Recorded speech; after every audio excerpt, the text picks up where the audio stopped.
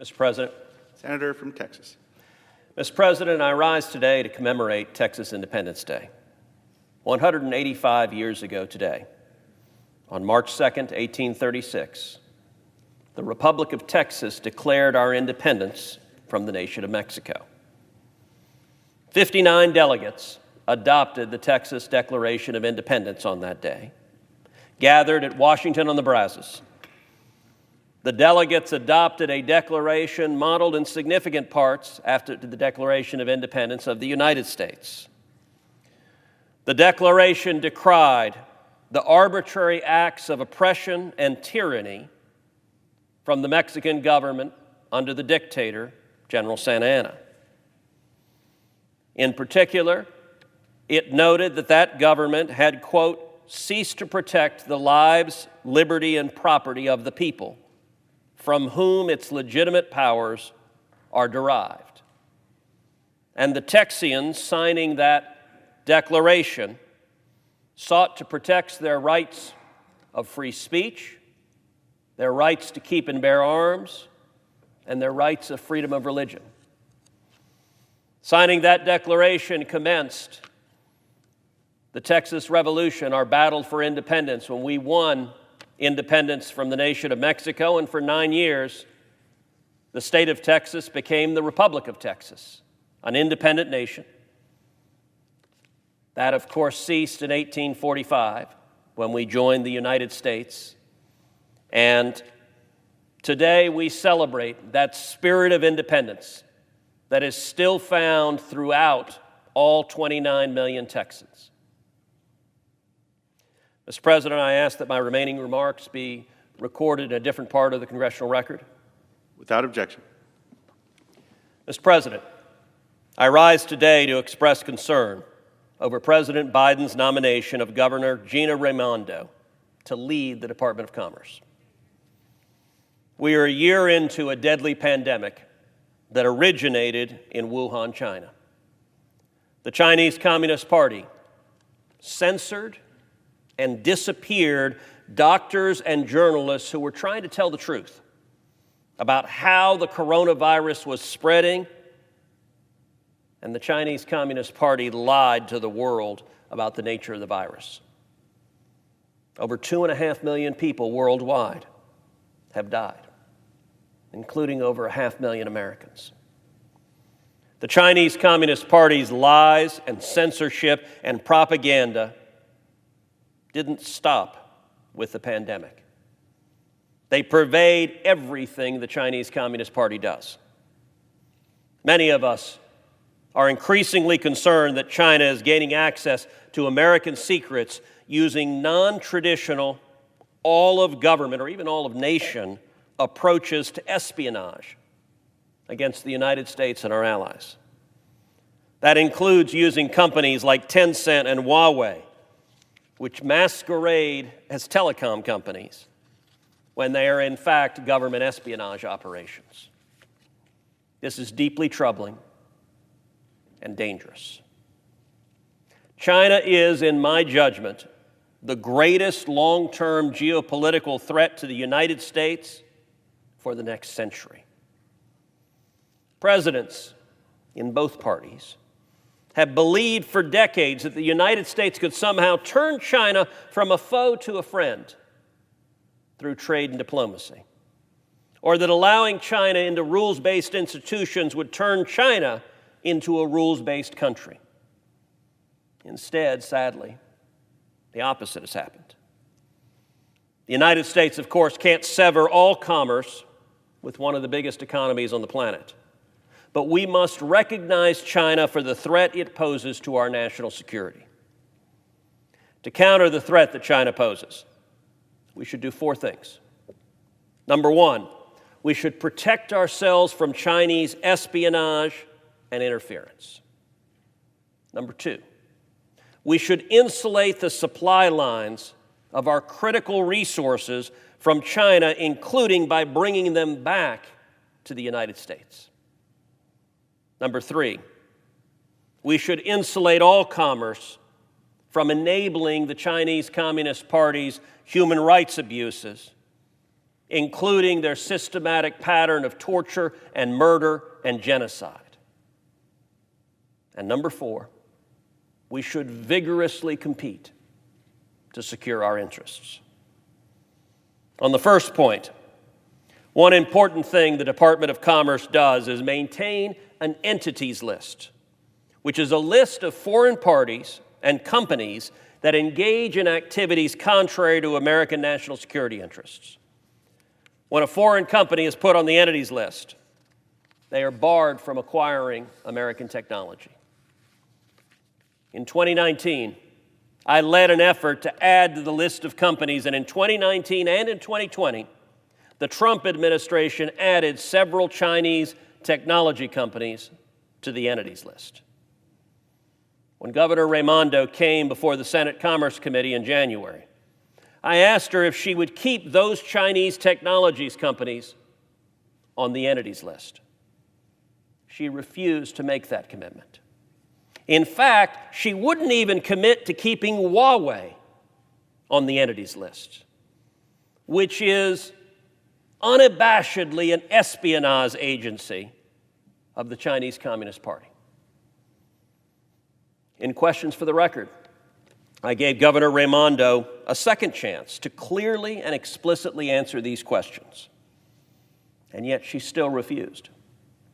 Similarly, the governor provided vague non-answers or no answers at all in response to questions for the record on her ethics problems and her conflicts of interest as governor. As my colleagues know, nominees will never be more engaged, more transparent, or more forthcoming than during their confirmation process. That Governor Raimondo has refused to be any one of these speaks volumes to how she would act if confirmed as secretary. The fact of the matter is that there has been a rush to embrace the worst elements of the Chinese Communist Party in the Biden administration. And that includes Governor Raimondo. That's why I placed a hold on her confirmation. And it's why I will be voting not to confirm her to lead the Department of Commerce. Governor Raimondo's nomination is part of a pattern.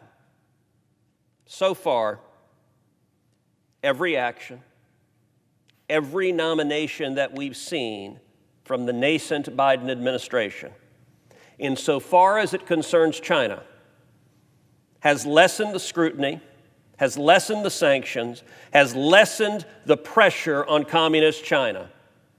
We are seeing a steady and systematic embrace of communist China, and that is dangerous. That is dangerous for our nation. It is foolhardy.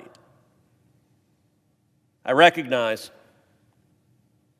that there's a lot of pressure from big business and big tech to get in bed with China. That is profoundly contrary to American interests. Now, we're just about 6 weeks into the Biden presidency, and the Biden administration has already been keen on lifting the restrictions on Huawei since the very first week. Where will we be 6 months from now? A year from now? Prohibiting the use of platforms like Huawei and safeguarding American technology from being exploited by Chinese espionage infrastructure are common sense measures to protect American national security.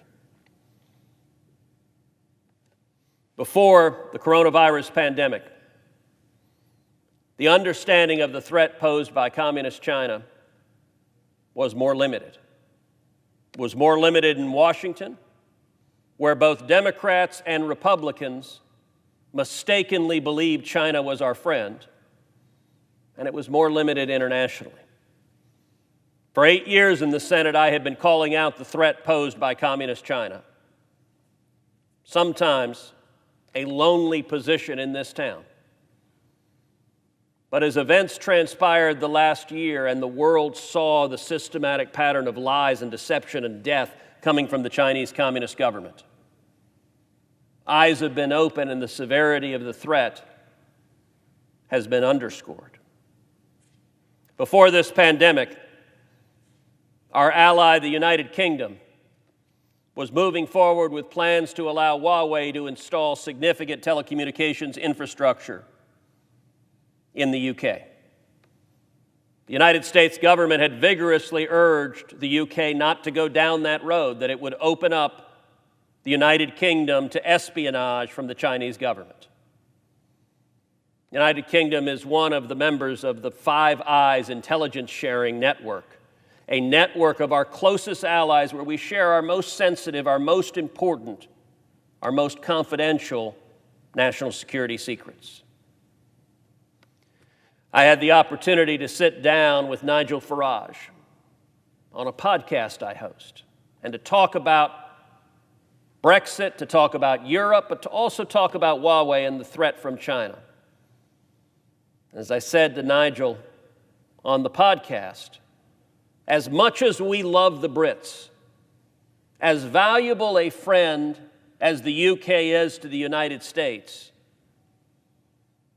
if the UK went forward with allowing Huawei to install significant telecom infrastructure in its country, we might have to reassess the UK's participation in the Five Eyes security network. As I put it then, 4 eyes are better than 6 eyes. Well, I'm grateful to say that following the coronavirus pandemic, the United Kingdom reconsidered its decision. It saw the threat of Communist China and Huawei, and it stepped back from the brink. That was the right thing to do, and it did so in response to considerable pressure from the United States government. I very much hope that this pattern we are seeing of the Biden administration embracing Communist China will not reverse that pressure, will not lighten up on our allies and tacitly encourage them to move forward with Huawei to allow the espionage architecture to be put in place in their nations. That would render America more vulnerable. It would render our allies more vulnerable. It would render the world more vulnerable. It would have been a very simple matter for Governor Raimondo to commit to keeping Huawei on the entities list. It would have been a very simple matter for Governor Raimondo to commit to keeping the Chinese technology companies that I urged be added to the list, keeping them on the list. She refused to do so repeatedly. As I said, this appears to be a part of a pattern of a systematic decision to embrace Communist China. If that is indeed the direction the Biden administration is going, I hope that members of both parties who have seen the threat posed by Communist China will urge the president, will urge the cabinet, will urge this administration, stop the embrace of Communist China. Defend the interest of the United States of America. Because she was not willing to make these commitments, I will be voting against the confirmation of Governor Raimondo, and I encourage my colleagues to do the same. I yield the floor, and I suggest the absence of a quorum.